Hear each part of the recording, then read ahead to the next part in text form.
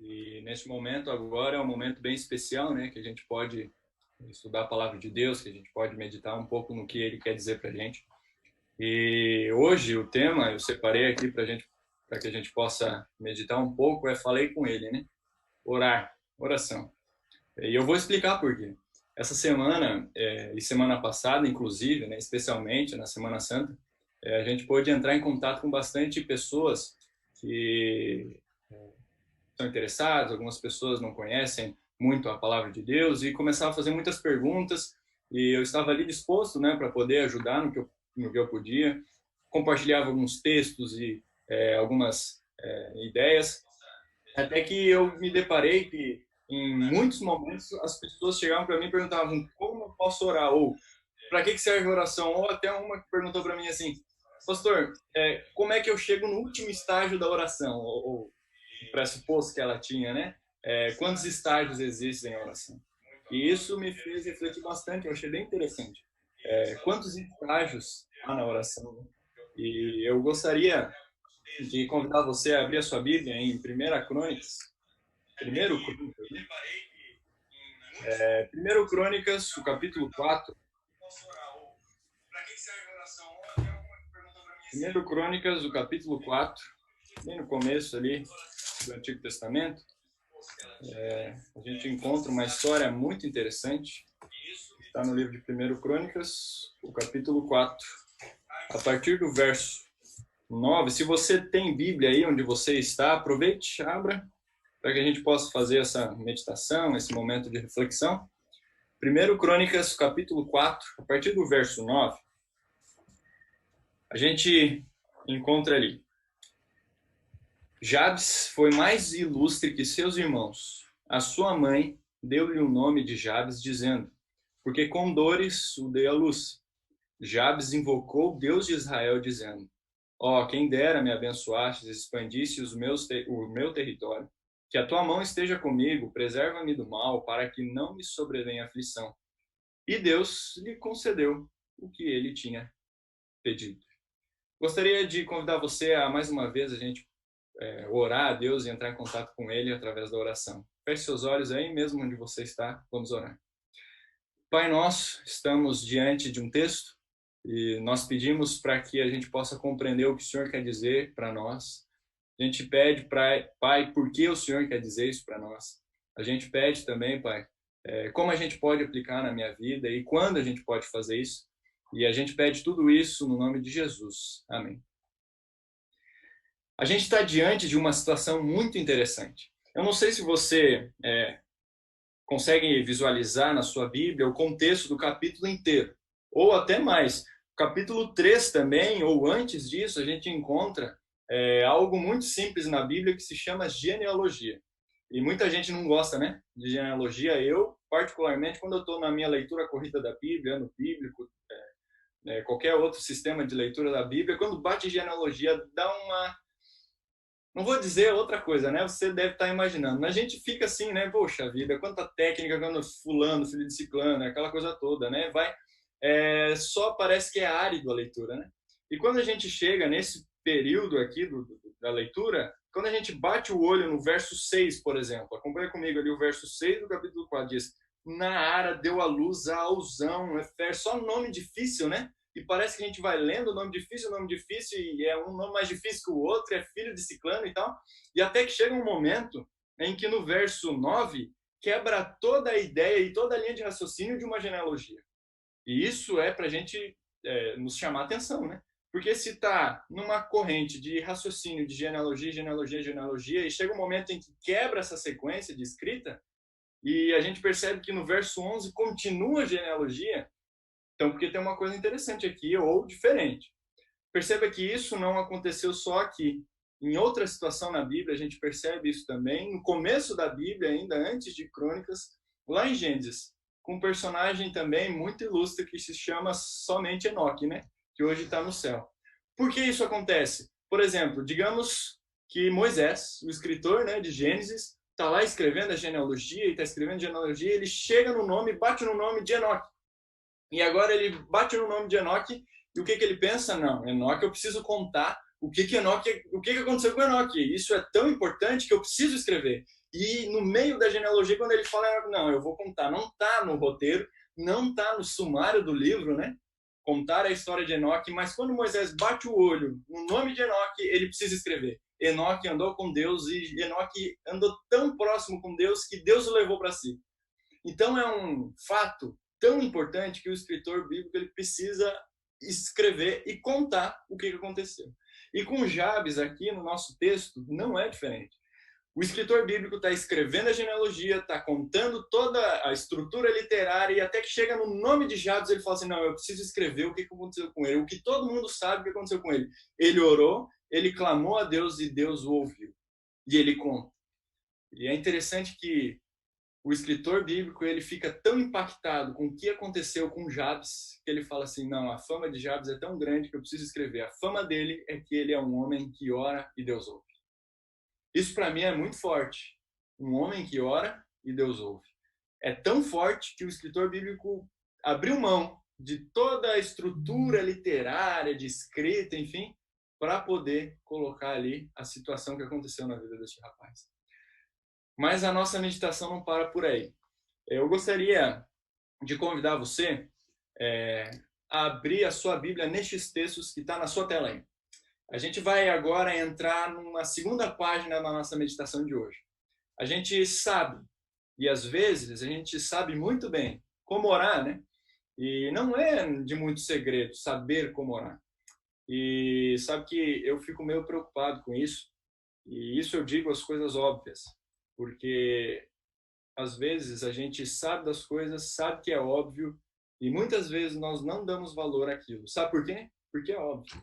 Então, algumas coisas óbvias, isso me chama muita atenção para que eu possa ter uma preocupação maior e colocar importância sobre aquilo. E a oração é uma dessas coisas, né? Que a gente acha que é tão óbvio. Não, a gente precisa orar. Sim, é óbvio.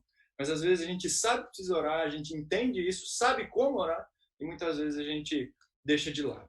E é por isso que agora eu gostaria de levar você à meditação o que a oração não é. Porque muitas vezes a gente sabe o que a oração é, sabe como fazer, mas muitas vezes a gente esquece do que a oração não é. E eu gostaria de convidar você a abrir no primeiro texto dessa nossa parte aqui, que é o capítulo 14, o verso 3 de João. Então a gente vai lá agora para o Novo Testamento, no capítulo 14 de João, e a gente vai agora começar a discorrer algumas coisas muito interessantes sobre o que a oração não é. João 14, a gente... ao bater o olho, a gente já percebe que são palavras de Jesus. Todo o contexto ali, Jesus conversando com seus discípulos. E no capítulo 14, o verso 13, tem uma afirmação muito interessante. Diz ali, ó, João 14, 13. E tudo o que vocês pedirem em meu nome, isso farei, a fim de que o Pai seja glorificado no Filho. E qual que é a primeira coisa que a oração não é? Lâmpada mágica. Ué, não parece que não bate, né? A oração não é lâmpada mágica. Pastor, mas a gente acabou de ler que tudo que a gente pedir no nome de Jesus, ele vai fazer para que o Pai seja glorificado no Filho. Como é que o Senhor me disse que a oração não é lâmpada mágica? É interessante a gente ir mais para frente ainda. Eu não coloquei na tela, mas você pode acompanhar comigo ali, pelo menos na minha Bíblia, na mesma folha. No capítulo 15, no verso 7, na mesma página ali, você bate o olho, a continuação ou a explicação de Jesus sobre pedir a ele. Isso é muito legal. E olha que o capítulo 15, o verso 7 em diante diz assim, ó, se, já começa com se, né? Quando começa com se, a gente já tem que abrir o olho. Se permanecerem em mim e nas minhas palavras, uma pausa aqui. Você lembra quais são as palavras de Jesus anteriormente, né? Se a gente ficar na videira, se a gente permanecer em Cristo, se a gente começar a ficar sempre nele, assim como ele é o caule, nós somos os ramos, e ele começa a fazer essa analogia, e agora ele fala isso, se permanecerem em mim, e nas minhas palavras, e as minhas palavras permanecerem em vocês, pedirão o que quiserem, e lhes será feito. Nisso é glorificado meu Pai, que vocês deem muito fruto, assim se tornarão meus discípulos. Olha que fantástico. Se a gente permanecer em Cristo. Ou seja, se a gente está em Cristo. E mais, se a gente está nas palavras dele. O que são as palavras dele? Obviamente é a Bíblia. Se a gente está em Cristo, se a gente está nas palavras dele, tudo o que a gente pedir no nome dele, o Pai será glorificado. E como é que o Pai é glorificado? E a gente percebe que o Pai é glorificado quando a gente dá fruto, e isso está no verso 8. Agora a gente começa a entender qual é o contexto de pedir a Deus. O contexto de pedir a Deus é estar em harmonia com a vontade dele. Ou seja, se permanecemos nele. Se a gente está nele, é óbvio que a gente vai pedir algo que não vai confrontar com o desejo dele. É óbvio, se a gente está permanecendo em Cristo e nas palavras dele, a gente não vai pedir o mal para o nosso próximo. Pelo contrário, a gente vai orar pelo nosso inimigo, porque é isso uma das palavras que Jesus falou para nós. Então a gente entende que oração não é lâmpada mágica, como a gente percebe ali, né? Oração não é lâmpada mágica. E agora a gente vai no segundo ponto, que são dois textos. Um complementa o outro. Eu gostaria de convidar você a abrir em Romanos. Romanos, um pouquinho mais para frente, a gente pode encontrar. Você pode abrir a sua Bíblia. Em Romanos, o capítulo 3. Romanos, o capítulo 3, o verso 10. A gente encontra um texto muito interessante que diz assim, ó. Como está escrito, não há justo nenhum sequer. Ponto. Ué, o que isso aí tem a ver, né? A mesma coisa que a gente estudou ali no verso 13 do capítulo 14 de João, que pareceu que estava estranho, né? O que esse texto tem a ver, pastor? Não há nenhum justo sequer. O segundo texto vai complementar e vai nos ajudar a entender melhor. Efésios, agora um pouco mais para frente, a gente encontra Efésios, no capítulo 2, uma afirmação muito importante para a nossa meditação também. Efésios, deixa eu achar aqui na minha Bíblia. Efésios, capítulo 2.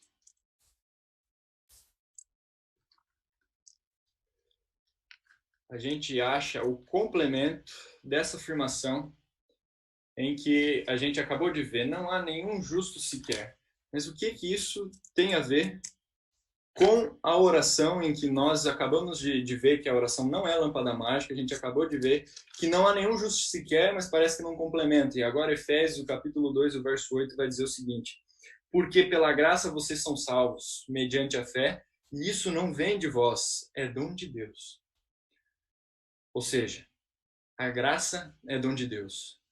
Nós não somos justos. O que a gente pode concluir em contraste com, ou em comparação à oração? A oração não depende da gente. Sabe por quê? Porque, infelizmente, nós não somos justos. Mas o texto continua no verso 8, né, do capítulo 2 de Efésios. O que a gente leu lá em Romanos, a gente pode complementar em Efésios. Porém, há alguém justo e bom e nos dá graça. E essa graça é dom dele. Então a gente começa a pegar nesse panorama que nós não somos justos, porém há um justo que nos ama e nos busca e faz de tudo por nós. A gente começa a entender de que não adianta nós realizarmos uma ajudinha a Deus, né? A oração não depende da gente. A gente não precisa ajudar Deus a responder a oração. Sabe que um tempo atrás, alguns anos na verdade, quando eu conheci a minha esposa, Micaela, eu lembro que na época era febre e a gente era adolescente. E era febre entre os adolescentes ali, nossos amigos cristãos, falar assim, não, você gosta de alguém? Pede uma prova a Deus. Que nem Gideão e tal, né? Que nem Gideão, aquela história que colocou no orvalho o algodão e tal, e ele pediu se ficar seco, se ficar molhado, aquela coisa toda. E era muito comum as pessoas ficarem falando isso, nossos amigos, vamos, pede uma prova, gosta dela, pede uma prova. E eu pedi a prova, e as provas eram meio estranhas. Eu dava uma ajudinha a Deus, né? Eu falava assim, Senhor, se é para dar certo entre nós dois, que amanhã chova. Eu sabia que estava nublado, e eu sabia que podia chover amanhã. Então eu dava uma ajudinha a Deus, né? Então a segunda coisa que a gente aprende, a primeira é que oração não é uma lâmpada mágica. Não tem um gênio dentro de uma lâmpada que a gente esfrega, ele sai e tudo que a gente pedir vai acontecer. Esse é o primeiro ponto. E segundo, a oração não depende da gente. Não adianta a gente ficar dando ajudinha para Deus para a gente receber o que a gente quer às vezes, né? Às vezes a gente até meio que dá uma forçada na mão. Então a gente aprende que a oração não é uma lâmpada mágica e não depende da gente de dar uma ajudinha. E por fim, o terceiro ponto dessa etapa, a gente pode encontrar no capítulo 3 de João. E agora a gente volta para João e a gente encontra no capítulo 3 o terceiro ponto do que a oração não é. Então, se a gente voltar um pouco aí, abra sua Bíblia no capítulo 3 de João, no verso 8, a gente encontra o texto que diz assim, ó, o vento sopra onde quer, você ouve o barulho que ele faz, mas não sabe de onde ele vem e nem para onde ele vai. Assim é todo que é nascido do Espírito. Jesus está numa conversa com Nicodemos, aquele fariseu, né? E Nicodemos faz algumas perguntas para Jesus. Jesus fala o seguinte: quer o reino dos céus? Precisa nascer de novo. E aí ele complementa isso dizendo que o Espírito age naqueles que nasceram de novo. E ele faz essa comparação com o vento muito interessante. O vento bate, a gente ouve, sente através da audição. Porém, a gente não sabe de onde o vento veio e nem para onde o vento vai. Então, o terceiro ponto que a gente tem que entender da oração é que ela não é assim fácil de compreender a resposta. Ou seja, Deus age de diversas maneiras. A gente não engessa a resposta de Deus em uma determinada situação. Ah, Deus responde sempre dessa forma. Não é tão fácil assim. Ou até eu poderia mudar a palavra fácil, né? Parece que ficou uma conotação diferente. Deus trabalha de diversas formas e por Deus trabalhar de diversas formas, Deus age diferente com cada pessoa em cada situação ao responder à oração. É lógico que nós temos as bases principais, que é a Bíblia, a natureza e Jesus. Nós temos essas três bases principais que nos dão as principais respostas e talvez as que nós precisamos para viver a eternidade. Nós encontramos nessas três principais bases de respostas. Mas assim como o vento bate e a gente não sabe para onde vem, para onde vai, Deus também trabalha de diversas formas e nós não podemos engessar que Deus sempre vai responder daquela forma. Então a oração não é uma lâmpada mágica. A oração não depende de algo a mais ou de algo nosso, um complemento nosso. E a oração não é assim engessada, né? Deus responde sempre da mesma forma. Não é tão fácil assim para a gente compreender a voz de Deus. Mas não é fácil, pastor? Às vezes não é fácil. E sabe uma frase que eu achei esses dias e eu gostaria de compartilhar com você, tá aí na tela? Esse camarada, Bernard Law, um doutor, ele diz o seguinte: muitas pessoas consideram a oração um processo de mão única. Você concorda com ele? Concorda que a oração é só eu falando com Deus? Será que a oração é um monólogo? E agora eu gostaria de convidá-lo rapidamente a gente abrir dois textos rápidos para a gente poder meditar. Primeiro Salmo, e com eles a gente pode entender melhor se essa frase de Lau é realmente, a oração é um caminho único. A gente encontra a nossa resposta na Bíblia, em Salmo, o capítulo 5. Capítulo 5 de Salmo, bem no comecinho da coletânea de hinos, né? O verso 3, a gente encontra o texto que diz assim, ó, de manhã, Senhor, ouves a minha voz. De manhã te apresento a minha oração e fico esperando. Fico esperando. Vamos para o segundo texto. Jeremias. Jeremias, o capítulo 33. Jeremias, capítulo 33, o verso 3, diz assim, ó. Chame por mim, e eu responderei. E eu lhe anunciarei coisas grandes e ocultas que você não conhece. Percebe? Agora a gente começa a entender que a oração, ela não é um monólogo. A oração, ela é uma conversa. Ela não é um caminho de mão única, assim como o Lau falou. A oração é um caminho de mão dupla, sobe e desce. Eu falo com Deus e Deus fala comigo. Mas talvez você possa perguntar, pastor, mas não é meio místico isso? Não é meio estranho essa afirmação, né? Esses textos não dão a entender isso, que é meio místico, então eu vou ouvir a voz de Deus, que nem Jesus compara com Nicodemos, né? Eu vou ouvir um vento e aquela coisa toda, e eu vou entrar numa glória, na presença de Deus. E muitas vezes as pessoas até acham que é místico e tal, mas a gente não pode esquecer que Romanos 12 fala que a nossa fé é racional. E se a nossa fé é racional, como é que eu vou ouvir a voz de Deus? Eu não ouço Deus falando nitidamente a mim. E a pergunta que a gente pode fazer é, então, o que eu falo para Deus para ouvir? Ou melhor, o que eu ouço, né? Porque se a oração é um caminho de mão dupla, eu falo com Deus e Deus fala comigo, como é que eu vou ouvir a Deus através da oração? E eu separei aqui 4 pontos, e eu não sei se você é detalhista, mas na primeira oração que a gente fez para começar o nosso estudo, eu usei essas ferramentas que eu gostaria de compartilhar com você. Após a gente ler a palavra de Deus, é muito importante a gente orar, claro. E quando a gente ora, a partir do momento que a gente lê a Bíblia, fica muito mais fácil de Deus falar com a gente. E é por isso que eu falo para você, na hora de orar, pergunte a Deus. Pergunte o que Ele quer falar para nós. Mas o que eu pergunto, pastor? E aqui eu separei os 4 pontos. Primeiro, o que quer me dizer neste texto, Senhor? É importante, né? A gente perguntar, Senhor, o que o Senhor quer me dizer neste texto que eu acabei de ler? Eu preciso saber. E aí você pode pensar assim, não, pera lá. O que o Senhor quer me dizer? Vamos estudar de novo, vamos ler com calma, vamos meditar. E aí a oração começa a ficar mais profunda. Eu começo a entender o que o Senhor quer nos dizer através do texto que eu li. Uma segunda pergunta que a gente pode fazer é, por que está me dizendo isso, Senhor? Por que eu estou aprendendo isso? Eu coloco em prática normalmente essas perguntas quando eu oro. E eu vou te dizer uma experiência que eu tive ontem, inclusive. Eu li, e eu vou ser sincero para você, eu li a Bíblia assim, bem superficial, sabe? Bem por cima, assim. E no meu culto e tal, eu estava pensando em outra coisa, eu já estava meio que o pensamento já acelerado, já tinha acordado no meu culto de manhã, e eu já estava com o pensamento acelerado, lendo a Bíblia, e aí eu fui orar. E aí eu coloquei em prática as perguntinhas. Eu falei, Senhor, o que o Senhor quer me dizer nesse texto?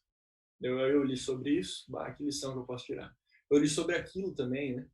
Ó, o Senhor está me ensinando isso, que legal. Li sobre aquilo outro. Bom, legal. Aí eu fui para a segunda pergunta, tá, mas por que o Senhor está querendo me dizer isso? E ontem, eu fiquei meio assustado. Porque exatamente o que eu li, eu fiz ao contrário no dia anterior, anteontem. Eu fiquei, poxa vida, como é que eu não me liguei que eu estava fazendo aquilo que não agradava a Deus. E agora eu estou lendo. Eu não me deparei ao ler a Bíblia e quando eu orei e coloquei em prática as perguntas, poxa vida, entendi. É por isso. Eu estou praticando diferente. É por isso que o Senhor está me dizendo isso.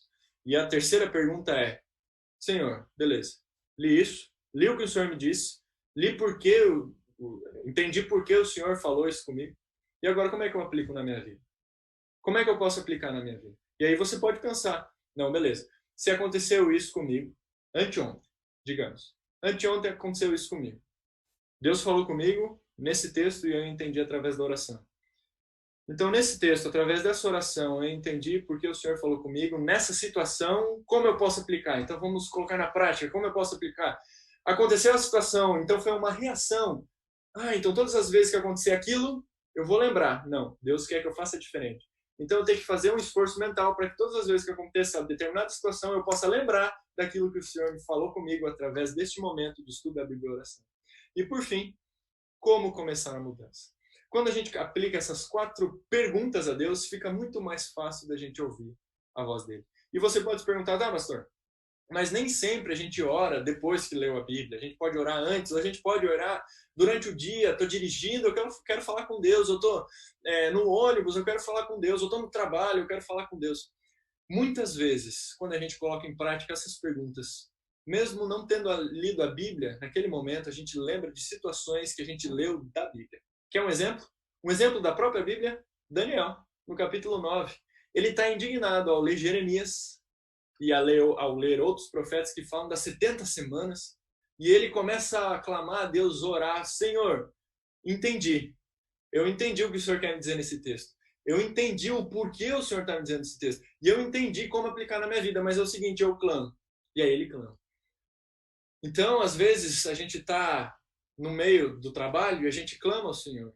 E quando a gente põe em prática as perguntas, a gente lembra de situações da Bíblia. Olha, aconteceu isso com fulano. Da Bíblia, aconteceu isso com Davi, aconteceu isso com Moisés. E a gente lembra. E lembra que a gente viu que, provavelmente, e o que a Bíblia dá a entender, que a oração não é uma via de mão única, é uma via de mão dupla. A oração é uma via de mão dupla. A gente conversa com Deus, Deus conversa com a gente. E a Bíblia também. O que muita gente acha que é Deus falando com a gente somente. Não. Acabei de dar um exemplo do ser humano falando com Deus, Daniel. Ou posso dar um exemplo ainda mais profundo, né? Salmos. É o homem falando com Deus. Então a gente entende que na Bíblia Não é só Deus falando com a gente, é a gente falando com Deus. E quando a gente se identifica com essas passagens, com essas orações, a gente começa a entender o que Deus quer falar para nós. E a gente entende que a Bíblia e a oração não podem andar separadas. Quando a gente ora e quando a gente lê a Bíblia, a gente começa a entender o que Deus está falando para a gente. Não fica mais claro? Fica mais fácil entender que a gente precisa ter tempo de qualidade para Deus. Hoje, inclusive, uma pessoa me perguntou assim, pastor, eu não consigo ficar orando o tempo todo. E a Bíblia diz, orar sem cessar. Eu não consigo orar sem cessar. Eu preciso trabalhar, eu preciso fazer minhas coisas, eu preciso lavar louça, eu preciso... Enfim, eu não consigo orar sem cessar, sem parar de joelho o tempo todo. Mas a gente entende, com o viés do santuário, enfim, que a nossa oração, ela é mental, nem sempre é de olho fechado. Claro, de olho fechado é um momento de concentração, o tempo todo, 100%, tempo de qualidade.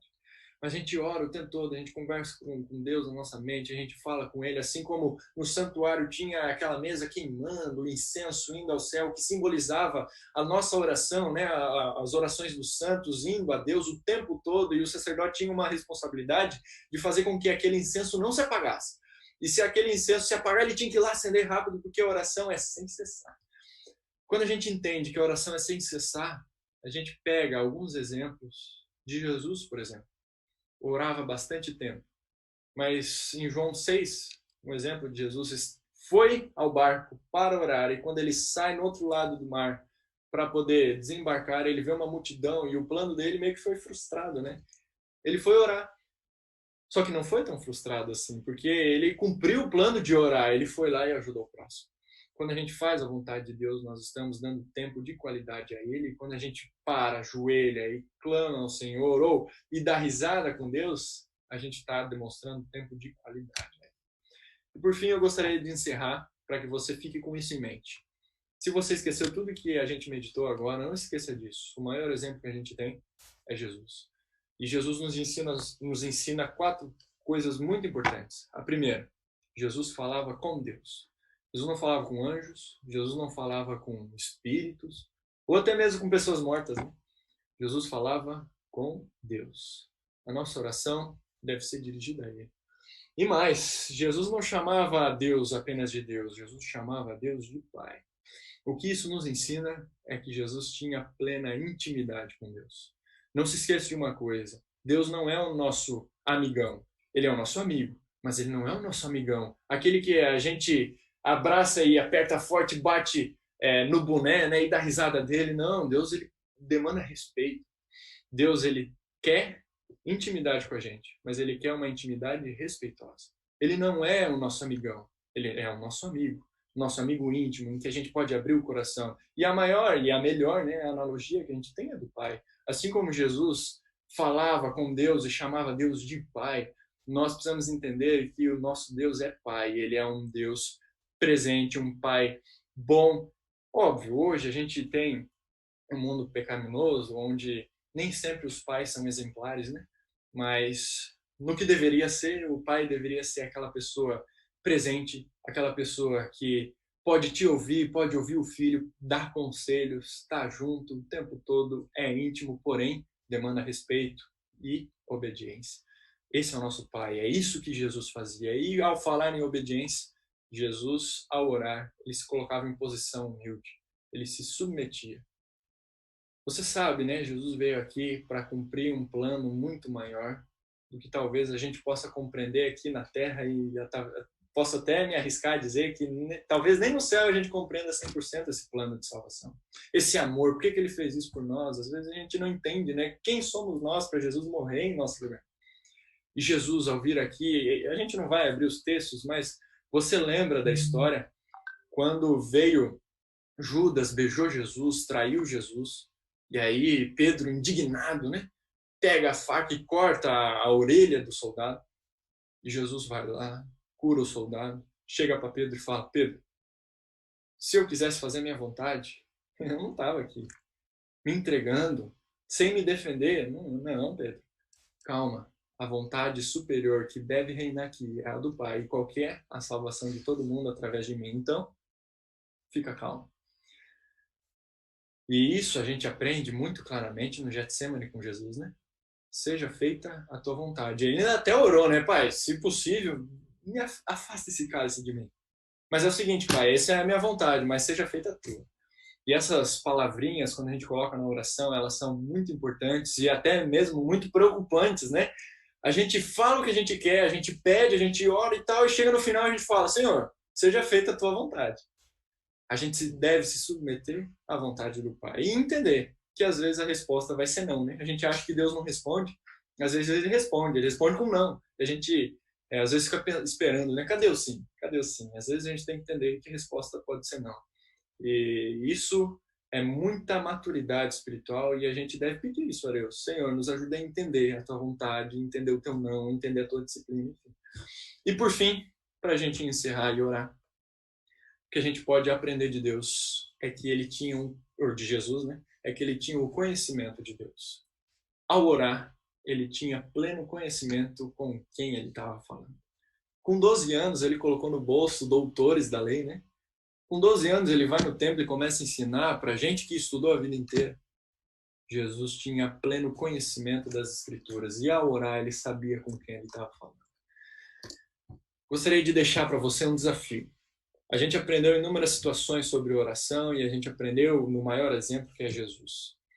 Mas agora, ao encerrar, eu vou orar com você e eu vou te deixar um desafio.